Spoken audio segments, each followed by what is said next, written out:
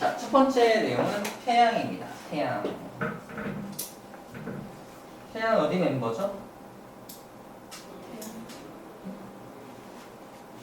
뭐로? 빅뱅 뭐로? 태양계. 어? 태양계. 태양계. 고마워요. 태양은 당연히 태양계의 멤버죠. 내가 말한 태양은 어디 멤버? 빅뱅의 멤버. 못 들은 게 삽니다. 아무튼 태양 좀 미쳤죠. 태양 닮았다고 할 뻔했어요. 태양 닮은 친구가 있네요. 김태양이요? 김태양이 누구죠? 설마 그 태양? 김태양이 누구죠? 친구인가요? 친구 중에 김태양 있어요? 아니요. 노태양 있어요. 노태양? 별태양이 다 있네요. 별태양이 다 있어요. 이상하네요. 오늘 태양 공부할 수 있겠어요? 이래서. 자, 우리가 알고 있는 태양은 말했듯이 태양계에 속해 있는 태양을 공부합시다. 자, 이게 태양을 바라본 모습이에요. 태양입니다. 태양을 직접 우리가 눈으로 바라볼 수 있나요? 눈이 너무 부셔서 못 봅니다. 그죠? 눈이 너무 부셔. 그래서 우리가 태양을 바라볼 때 이런 사진을 찍는 건 특수한 장비로만 찍을 수밖에 없어요. 우리가 직접 눈으로 볼 수 없기 때문에 그래요. 근데 우리가 눈으로 직접 볼 수 있을 때도 있어, 태양을. 언제 볼 수 있어? 경험해 보지 못했을 수 있는데 바로 이런 날입니다. 이런 날. 이런 날. 어떤 날일까요? 태양이 완전하게 가려지는 날. 달에 의해서 완전하게 태양이 가려진 날. 태양을 가렸기 때문에 태양을 1이라 그래. 1. 이거 알아? 태양을 1이라 그래. 1. 날 일자 써서 태양을 먹는다. 뭔식? 일식. 태양을 완전하게 가렸어. 지금 완전하게. 태양을 완전하게 가렸기 때문에 무슨 일식이라고 하냐면 개기일식이라고 해. 개기일식이라 해. 개기일식인 날. 그런 날 살면서 겪어본 적 있나요? 오늘 낮인데 갑자기 하늘이 깜깜해지면서 밤이 돼. 조금 시간 지나가 다시 낮이 돼. 몇 시간 만에 벌어진 일이야. 겪어본 적 없죠? 쌤도 잘 겪어본 적 없는 것 같아요. 근데 그런 날을 개기일식날이라고 하고요. 분명히 낮 시간인데 깜깜해요. 이런 날이 있을 수 있는데 그걸 개기일식이라고 하고요. 개기일식 때만 이런 것들을 관찰할 수가 있습니다. 자, 그림 잘 안 보이는데 우리 책에 그림이 잘 나와 있어요. 이걸 채층이라 그래서 태양이 완전하게 가려진 날은 태양에 뭐가 보인다? 대기층. 태양의 대기층이 보이는 거야. 지구에도 대기가 있듯이 태양에도 대기가 있거든요. 그 대기층이 보이는 것을 채층이라고 해요. 그 대기가 보이는 것을 채층이 보인다라고 표현을 하고요. 그 채층이라는 대기로부터 또는 태양으로부터 에너지가 어마어마한 에너지가 뿜어져 나오는 게 관측이 됩니다. 에너지가 뿜어져 나오는 걸 코로나라고 해요. 코로나19 바이러스랑 다른 거야. 바이러스 아니고 이것도 코로나라고 불러줍니다. 우리 그림만 기억하면 되겠어요. 채층이라고 하는구나. 그래서 대기 부분을 말을 하고요. 코로나는 바로 넓게 뻗어 있는 온도가 매우 높은 에너지 같은 부분이라고 생각하면 됩니다. 이런 말 나오죠. 광구. 광구가 뭐냐면 여기 태양의 표면을 광구라고 합니다. 태양의 표면을 광구라고 하고요. 그 태양의 표면으로부터 뿜어져 나오는 것을 이제 코로나라고 하고 태양의 표면으로부터 표면 위에 쌓여져 있는 대기층을 채층이라고 한다라고 표현을 합니다. 이걸 태양의 대기를 관찰하는 거구나라는 거예요. 또 태양의 대기에서 어떤 일이 벌어지냐? 태양의 대기에서 우리 저번에 봤던 영상 기억할지 모르겠는데 태양 영상에서 이렇게 뭔가 폭발하는 모습들을 본 적 있을 거야. 폭발하는 모습이 그림으로 그려져 있는 거예요. 자, 일반적인 폭발은 홍염이라고 불러주고요. 특별히 그 까만색 점 부근, 그걸 흑점이라고 합니다. 체크할게요. 흑점이라는 까만색 점 부근에서 폭발을 할 때는 플레어가 발생되었다라고 표현을 합니다. 그래서 홍염과 플레어가 거의 비슷한 건데 흑점 부근에서 발생되었느냐 아니면 일반적인 다른 영역에서 발생되었느냐에 따라서 이름이 조금 다릅니다. 솟아 올라오는 걸 홍염이라고 해. 이 홍염이 지금 이 정도로 그림이 그려져 있는 것 같은데 지구가 요 정도 크기, 지구를 뒤덮어요. 홍염이 지구를 다 뒤덮을 정도의 어마어마한 이런 불덩어리가 일어나게 됩니다. 자, 그 다음에 특수한 장비로 태양을 바라보게 되면은 태양의 표면에서 이렇게 쌀알무늬라고 하는 무늬가 나타나요. 쌀알무늬. 태양의 표면에서 쌀알무늬 나타납니다. 우리 눈으로 본 적이 없어요. 너무 밝아서. 하지만 특수한 장비로 보게 되면은 쌀알무늬 같은, 쌀알갱이 같은 되게 조그만 어떤 무늬가 나타나게 되고요. 그 다음에 중간중간 까만색 점도 보입니다. 기억할 건 뭐냐면 태양의 표면의 온도가 약 6000도씨 정도가 돼요. 흑점의 온도는 4000도씨 정도가 됩니다. 표면의 온도에 비해서 흑점의 온도가 몇 도가 낮아요? 2000도가 낮잖아요. 2000도가 낮기 때문에 까맣게 보이는 거예요. 까맣게 보이니까 별로 안 뜨거운 것보다 하면 안 돼요. 엄청 뜨거워요. 4000도야. 흑점도 엄청 뜨거운데 여기에 비해서는 2000도가 낮기 때문에 시커멓게 까맣게 보인다라고 생각하면 돼요. 쌀알무늬는 왜 나타나느냐에 대한 이유를 얘기할 건데, 자, 우리 태양의 중심부에서는 무슨 일이 벌어지냐면 나중에 배우는데 수소를 뭉쳐서 헬륨으로 융합시키는 수소핵 융합 반응이라는 반응이 일어나면서 어마어마한 에너지가 뿜어져 나온다. 그 에너지가 뿜어져 나오다가 이 표면에서 이렇게 회전 돈다고 생각하면 돼요. 이렇게 도는 모습들이 밖에서 봤을 때 뭐처럼 보인다? 쌀알무늬처럼 보인다라고 생각하면 됩니다. 안에서 뿜어서 나오는 에너지가 솟구쳐서 안에서 이렇게 회전하는 모습을 보면 돼요. 자, 이 오른쪽에 그림으로 이렇게 그려져 있습니다. 자, 아래서 올라오는 상승 기체, 어마어마한 에너지를 가지고 올라오는 이 기체들이 이렇게 돌고 있죠? 돌면서 이런 무늬들을 만들어 가고 있습니다. 무늬들을 만들어 가고 있어요. 흑점이라는 건 왜 발생되느냐? 봐봐. 무늬가 이렇게 나타나야 돼요. 여기 상승, 하강이라서 둘 다 이게 상승하는 부분에서 밝은 색의 무늬가 나타나는데, 봐봐. 여기서 상승하고 하강해야 하는데 여기도 상승해야 되는데 태양 활동이 좀 이상이 생겨가지고 여기서 상승해서 일로 내려간다면 무슨 일이 벌어질까?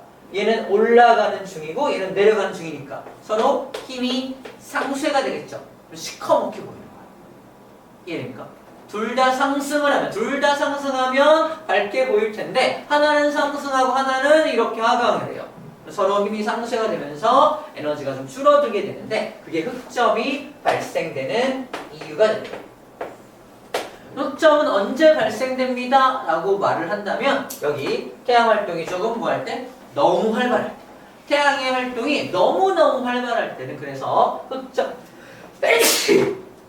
흑점의 발생 비율도 흑점이 더 많은 개수만큼 발생된다라고 생각하면 되겠어요. 이 쌀알무늬가 좀 변형된 게 흑점이구나 라고 생각하면 됩니다. 자, 정리하면 태양의 표면의 온도는 6000도씨라고 여기 적혀져 있고요.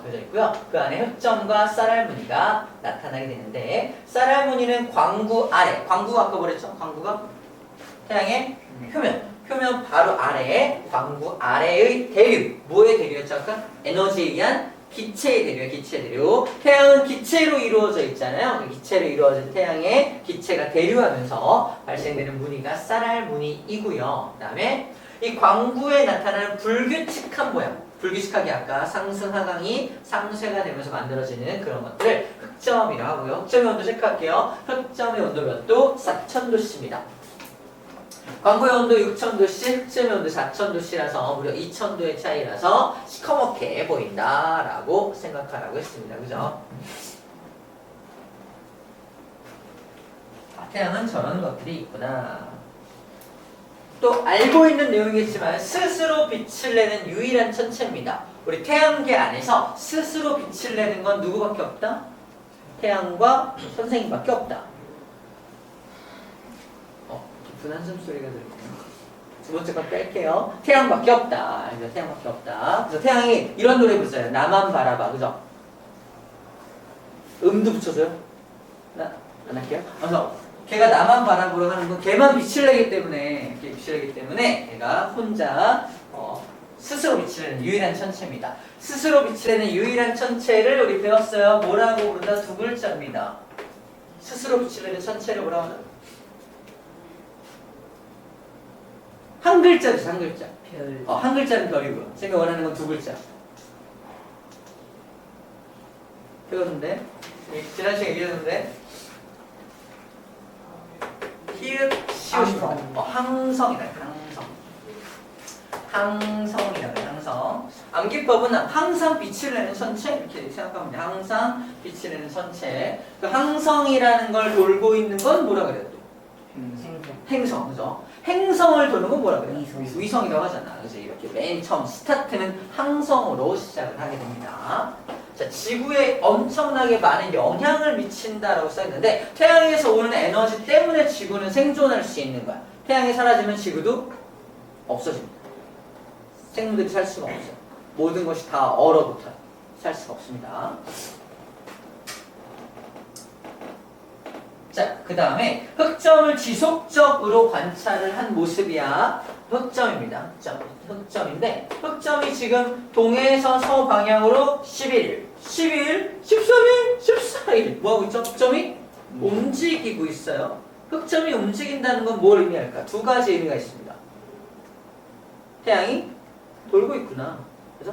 태양이 도니까 태양에 박혀있는 흑점들이 움직이는 걸 거 아니야? 그치? 흑점이 움직인다는 건 태양이 자전한다라는 사실을 알려줍니다. 뭐 흑점의 이동 방향은 동에서 서방향이라고 하는데 봐봐. 우리가 바라봤을 때는 이쪽이 오른쪽이 동쪽이잖아. 그치? 근데 태양의 입장이 돼야 돼. 태양의 입장에서는 자기 오른쪽이 동쪽이고요. 자기 왼쪽이 서쪽이니까 이쪽을 동쪽이라고 하는 겁니다. 아시겠죠? 그러니까 태양을 기준으로 태양의 입장이 돼서 이쪽을 동쪽, 서쪽이라고 생각하면 되겠어요. 알겠죠? 동에서 서로 이동한다. 나중에 배우는데 태양은 이 기체로 되어 있기도 해요. 그죠? 그래서 기체로 되어 있어서 흑점이 여러 개가 있을 때 모든 흑점이 같은 속도로 이동하지 않고요. 흑점이 이동하는 속도가 다 달라. 그래서 기체로 되어 있으니까 어디는 빨리 돌고 어디는 천천히 돌고 막 그래서 흑점의 이동 속도가 다 다른 걸 관찰함으로 해서 모두 알 수 있다. 아, 태양은 기체로 되어 있구나라는 사실까지도 흑점을 통해 알 수 있습니다. 자, 써놓을게요. 두 번째 태양은 기체로 되어 있다. 태양에 가본 게 아니잖아. 태양 가본 것도 아닌데 어떻게 태양이 기체로 되어 있는 걸 알 수 있어? 바로 흑점을 가지고도 우리가 알 수 있다라는 얘기입니다. 자, 흑점을 통해서 우리는 태양이 자전한다는 사실도 알 수 있지만 태양이 기체로 되어 있다는 사실도 알 수가 있습니다. 태양까지 다 배워봤네요. 나머지 태양에 관련된 문제 좀 풀어볼게요. B 파트죠. 자, 해봅시다.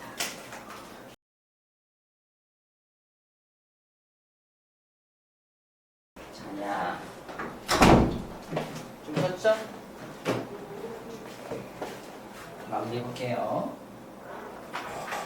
문제 중에 어려운 건 없죠? 할만하죠? 어렵지 않습니다. 자, 이제 흑점을 관찰합니다. 흑점을 열심히 관찰해 봤더니 무슨 일이 벌어졌냐? 흑점이 딱 11년마다 한 번씩 엄청 많아져. 다시 쭉 줄어들다가 또 11년째 되는 때 또 엄청 많아져. 11년을 주기로 흑점 수가 엄청 많습니다. 기억할 숫자입니다. 11년을 주기로 많아졌다, 적었다를 반복합니다. 11년. 11년이나 숫자를 좀 기억해 주세요. 자, 그래서 극대기가 가장 많을 때를 극대기라고 합니다. 극대기. 극소기는 가장 적을 때를 의미해요. 둘 중에 어디가 위험할까요? 극대기 때 위험합니다. 극대기 때. 흑점이 엄청 많아지면 무슨 활동이 활발한 거다? 태양 활동이 엄청 활발한 거잖아. 태양 활동이 활발하면 결론부터 말할게요. 태양에서 엄청나게 많은 방사능 물질이 막 날라옵니다. 태양에서 엄청나게 고에너지 입자가 막 날라와요. 그걸 전체 합쳐서 우리는 이렇게 부릅니다. 태양풍. 마치 바람처럼 날아온다 그래서 태양풍이라고 그래요. 태양풍. 태양풍이 그럼 좋은 거야, 나쁜 거? 별로 좋은 게 없어요. 방사능이거나 고에너지 입자라서 막 사람들을 태우거나 막 이렇습니다. 엄청나게 너무 많이 오면. 자, 그래서 그때 그 방사능을 비롯한 태양풍이 엄청나게 많이 오게 되는데 태양활동이 활발하면 좋은 게 없다는 뜻이야. 11년 주기니까 2003년에 극대기였고요. 2014년이 극대기였어. 그 다음 극대기는 언제야? 11 더하면 2025년 아니야? 헉? 올해죠. 맞죠? 맞죠? 올해가 태양의 흑점수가 가장 많은 극대기에 속하는 그런 해입니다. 아직까지는 큰 피해를 입지 않았죠. 조심해야 될 해라는 뜻입니다. 어떤 큰 피해를 입을 것이냐 한번 볼게요.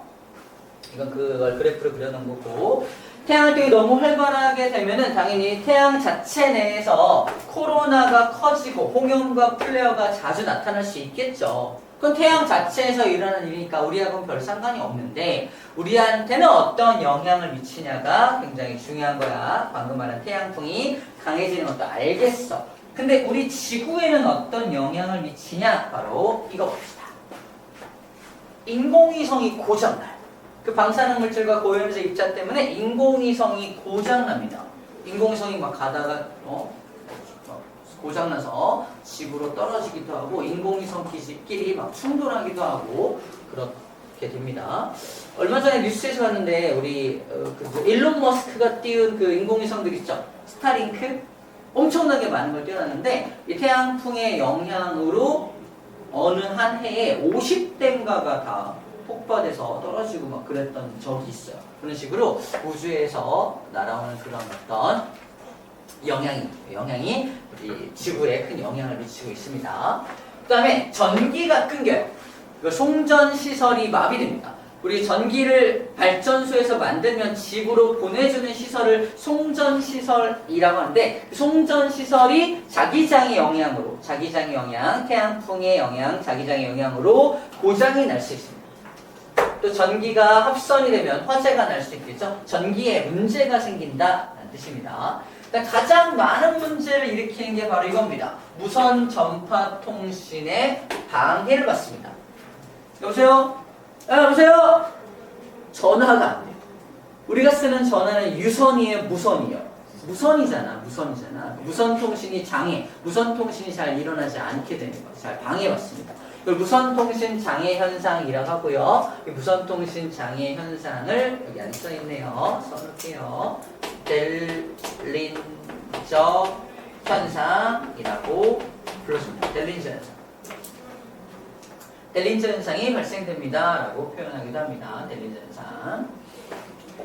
오로라가 엄청 발생을 많이 합니다. 오로라라는 게 뭐냐면 태양에서 날아온 그 입자가 지구 대기에 부딪혀서 방전 현상을 빠직빠직 일으키는 게 오로라인데 그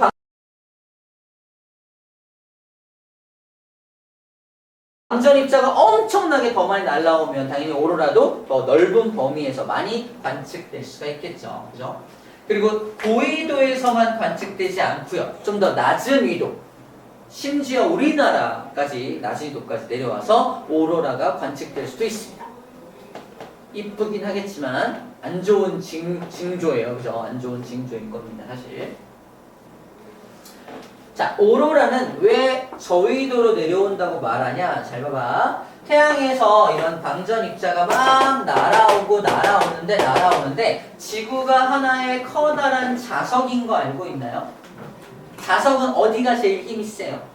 양극, N극 끝, S극 끝에가 제일 힘이 세거든. 이 방전 입자가 어디로 쏠린다?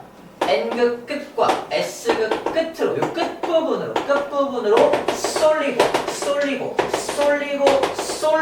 쏠리는 거. 그래서 여기 고위도 지역, 북극 90도와 남미 90도, 이 90도 부근에서만 빠직 오로라가 관측되어야 정상인데 너무 많이 오다 보니까 어디서도 저위도 저위도에서도 관측이 될 수 있다라고 지금 말하는 거예요. 이해됩니까? 이게 0도가 되는 거고요. 90도, 30도, 60도잖아. 60도 부분에서도 뭐 관측이 되고 이런 겁니다. 우리나라 여기잖아. 30도. 우리나라 절대로 오로라가 관측될 수 없어야 정상이거든요. 근데 만약에 우리나라에서 오로라가 관측된다. 이제 지구가 거의 끝이 나가는구나 생각합니다. 이런 일 없기 바래요. 아무튼 그렇습니다. 이게 저위도, 낮은 위도에서도 오로라가 관측된다는 말이 바로 그런 이야기입니다. 그 다음에 위치 확인 시스템, GPS 시스템이 오류가 납니다. GPS 시스템도 누가 해주는 거야? 1번에 나와 있는 인공위성이죠. 인공위성이 고장나니까 GPS 시스템도 고장이 납니다. 그래서 우리가 막 운전을 하고 가고 있었어. 하고 있었는데 GPS가 딴 데만 알려주는 거야. 따라갔더니 막 귀신 나오는 집 나오는 안 그래 맞나요? 이상한 데 알려주면 이상하게 안 되겠죠. 그래서 GPS가 오류가 일어나서 정확한 위치 정보를 확인하기 어려울 수가 있습니다. 자, 그 다음에 자기 폭풍이 발생되거나 비행기의 운항이 불가능해지거나 우주 비행사나 비행기 승객이 방사능에 노출되거나 등등의 여러 가지 문제점들이 많이 발생될 수 있습니다.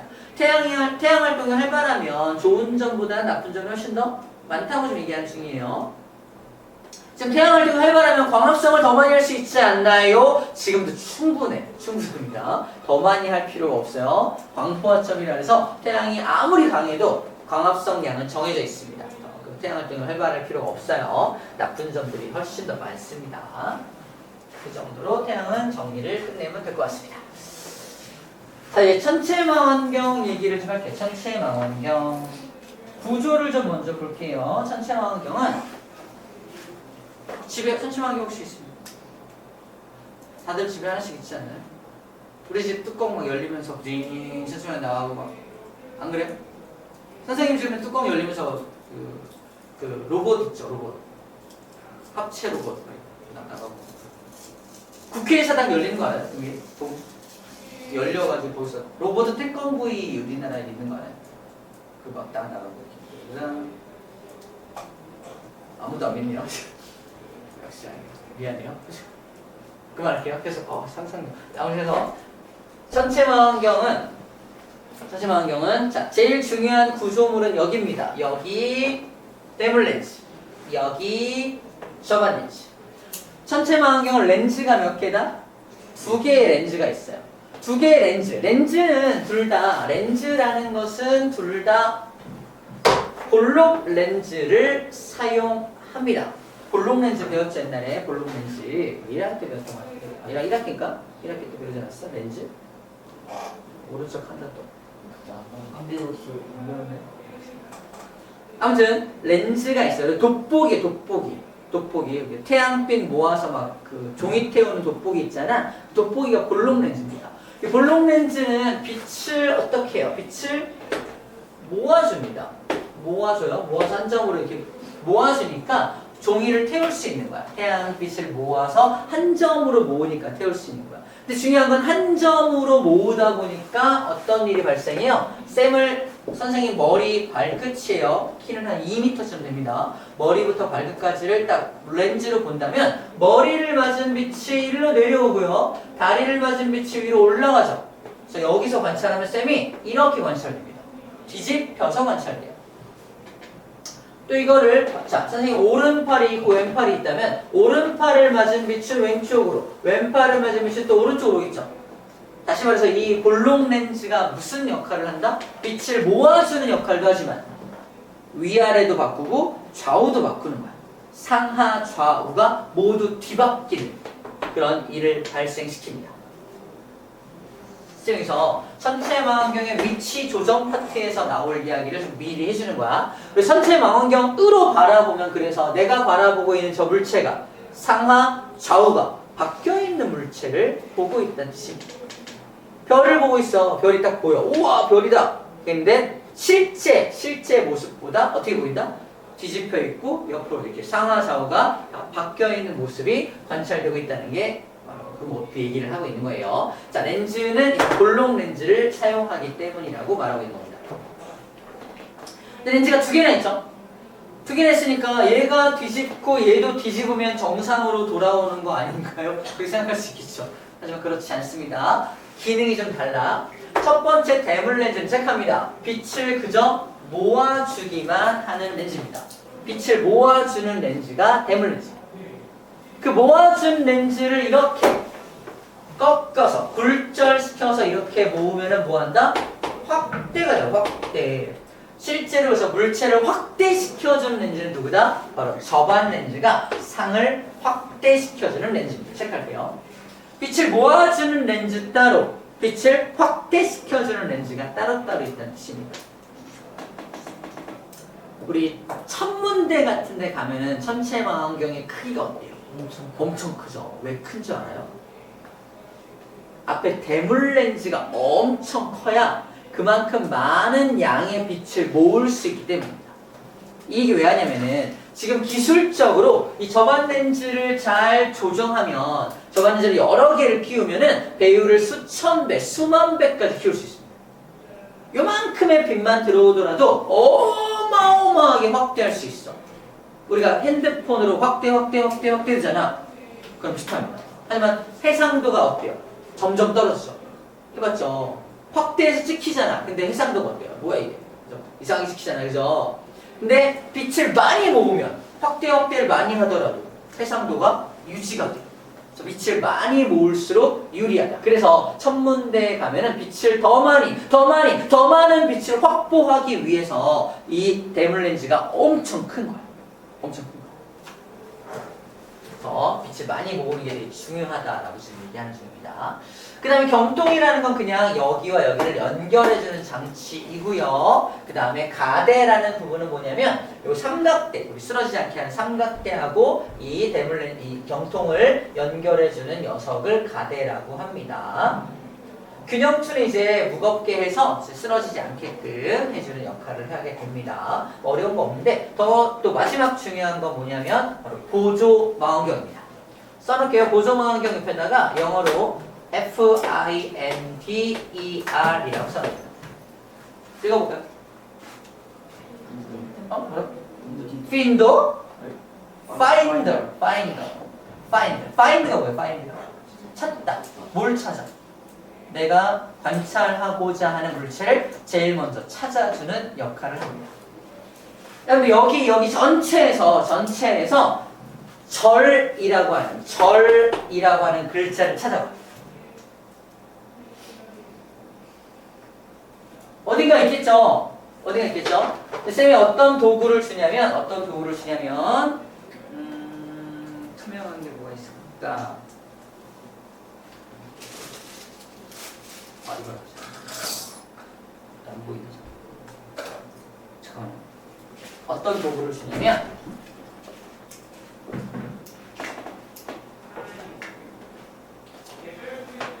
자, 얘를 줄 테니까 얘 갖다가 저를 찾아보래. 자, 시작할게요. 안 보이네. 진짜 천체, 실제, 종류, 상하좌우, 맞출, 조절, 저반 렌즈. 있다 절. 한참 걸렸죠. 그죠? 운이 좋아서 찾은 거예요. 그죠? 여기부터 시작했다면 절자 찾기 힘들었을 겁니다. 그죠? 이것만 가지고는 찾기 힘들잖아. 이게 뭐냐? 바로 확대된, 그 부분만 확대된 걸로 찾으면 이 절자를 찾기가 힘들다는 거야. 근데 좀 멀리 떨어져서 전체를 봐봐. 전체 절이 어딨나? 여기 있네. 절 여기 있네. 그래서 좀 넓게 보면은 절자를 찾을 수 있죠? 저걸 좀 확대하고 싶어. 확대하면 여기를 쭉 확대할 수 있겠죠? 제일 먼저 확대는 안 됐지만 좀 글자 크기는 작지만 내가 관찰하고 싶은 물체 크기는 좀 작지만 먼저 어디 있는지를 먼저 찾은 다음에 그 다음에 거기를 딱 맞춰놓고 쭉 확대에 들어가면 더 쉽게 관찰할 수 있잖아. 거꾸로 먼저 확대부터 해놓고 어딨지? 라고 찾으면 너무 힘들 거란 얘기입니다. 그래서 먼저는 좀 저배율로 배율이 높지 않은 확대되지 않은 걸 저배율이라 그래. 저배율로 먼저 찾아주고 그 다음에 찾은 다음에 거기로 딱 이 망원경을 맞춘 다음에 두두두두두 확대에 들어가면 더 쉽게 관찰이 가능하다는 거야. 제일 먼저 그래서 접배율로 그 물체를 찾아주는 역할을 하는 게 누구다? 파인더입니다. 보조망원경이라고 해요. 체크할게요. 배율이 낮아서 시야가 넓다. 배율이 낮으니까 넓은 범위를 볼 수 있는 거야. 배율이 너무 높으면 여기만 보이죠? 여기만 보입니다. 여기만 보이는 거. 여기만 이만하게 확대되는 거니까 시야가 좁아져요. 어떤 의미인지 알겠죠? 그래서 먼저 내가 찾고자 하는 물체를 찾아주는 망원경, 파인더, 보조 망원경이라고 불러줍니다. 파인더, 소형 망원경이라고 되어 있죠. 또 정확한 초점 맞추기 위해서 초점 조절 나사도 가지고 있습니다. 조립하는 순서는 그다지 중요하지 않은 것 같다. 한번 살펴만 볼게요. 조립하는 순서. 삼각대를 끼운다. 가대를 끼운다. 균형추를 끼운다. 경통을 끼운다. 그 다음에 보조 망원경과 저반 렌즈를 끼우고요. 균형을 맞춰준 다음에 시야를 맞춰준다라고 되어 있습니다. 한번 읽어보면 될 것 같습니다. 관측하는 순서인데요. 관측하는 순서는 먼저 시야가 트여 있고 주변에 불빛이 없고 평평한 곳에 망원경을 설치합니다. 망원경 자체가 이렇게 기울어져 있으면 좀 불편하겠죠. 그 다음에 시야가 트여 있다는 건 건물이 막 엄청 서 있는데 거기서 관찰했다 설치하면 어때요? 건물에 막혀서 하늘이 관찰이 안 될 거 아니야? 자, 탁 트여 있는 곳에서 관찰을 하고요. 주변에 불빛이 없으면 이건 무슨 말이냐면은 그거 알아요? 낮에도 달은 떠 있는 거 알아요? 가끔 태양이 질 때나 이때 막 달도 같이 떠 있는 거 본 적 있나요?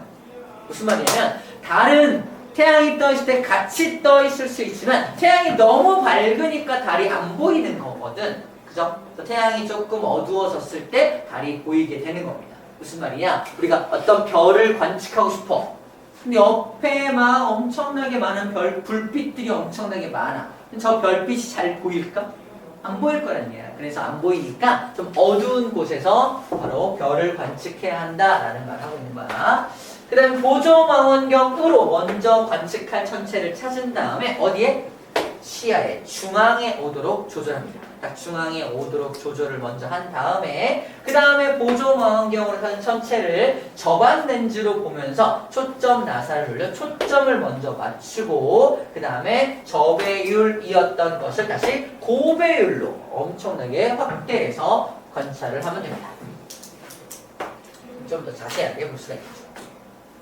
자, 마지막으로 볼 건 이겁니다. 바로 관측할 천체를 시야의 중앙에 오게 하는 방법에 대해서 공부할 거예요. 중앙에 어떻게 오게 하냐? 보세요. 내가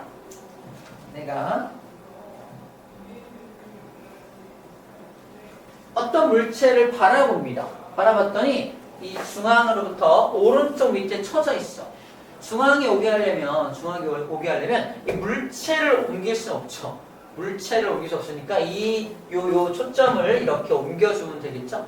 그래서 이 물체를 딱 보고서 가운데가 아니네? 가운데를 맞춰야겠다 해서 망원경을 딱 봤더니 어때요? 망원경 상하 좌우가 뒤바뀌기 때문에 물체가 어떻게 보인다? 여기 있는 걸로 보인다. 오른쪽 밑에가 아니라 왼쪽 위에 있는 것처럼 보인다고요. 왼쪽 위에 있네? 어떻게 해야 돼? 얘를 그러면 얘 가운데 오게 해야 되니까 이 A 방향으로 밀면 되겠네. 그럼 될까 안 될까?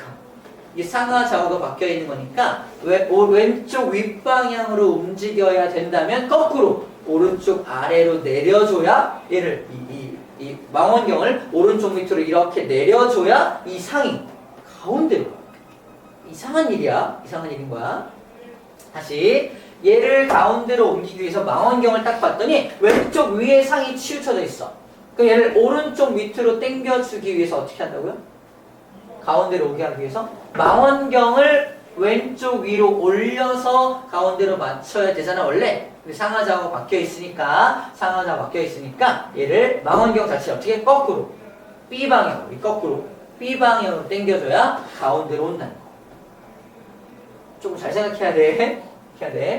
가운데가 아니네. 얘를 좀 왼쪽 위로 올려야겠다. 이러면 안 맞는다는 얘기입니다. 거꾸로 가운데가 안 맞네. 오른쪽 밑으로 내려야겠다. 그러면 가운데로 쭉 와요. 얘가 상. 망원경을 오히려 상으로부터 망원경을 이렇게 멀리 하는 것 같은데 상은 가운데로 온다는 뜻입니다. 이거 이상해야 돼. 그래서 이걸 이렇게 맞춰주는 겁니다. 체크할게요. 그래서 십자선 중앙으로 오게 하려면 망원경을 움직이고자 하는 방향, 원래 A 방향으로 움직이고자 했지만 반대 방향, B 방향으로 조정을 해야 합니다. 반대 방향인 B 방향으로 조정을 해야 돼요. 그리고 망원경 움직이는 건 망원경을 이렇게 당겨준다는 얘기입니다. 이 물체를 움직일 수는 없어요. 물체는 가만히 있는데 망원경을 B 방향으로 당기면 물체가 가운데 쪽으로 보이게 된다. 이게 특이한 점입니다. 상하좌우가 바뀌어 있기 때문에 이런 일이 가능하다. 이런 일을 한다는 뜻입니다. 자, 마지막. 이건 뭐냐면